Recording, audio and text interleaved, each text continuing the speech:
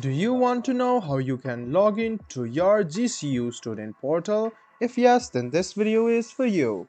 Hello and welcome to One Two Step. It's your host back again with yet another interesting tutorial video. In this video, I'm going to teach you how you can log into your GCU student portal.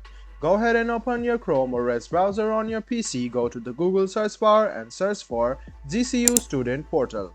Click on the first link which appears on your screen. Now what you need to do is click Student Access.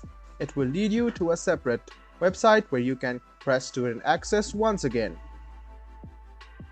After a while, you can see that your login portal will open up. Go ahead and click Sign in with other account. Click Use another account.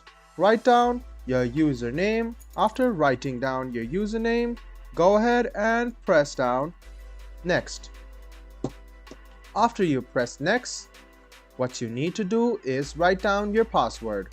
Wait for a while as the page will load up. After it loads up, go ahead and write down your password. After you write down your password, go ahead and click Sign in.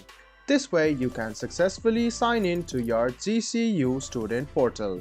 I hope this video about how you can log in or sign in to your GCU student portal was helpful for you. If you still have any kind of confusion, please do mention us on the comment section down below.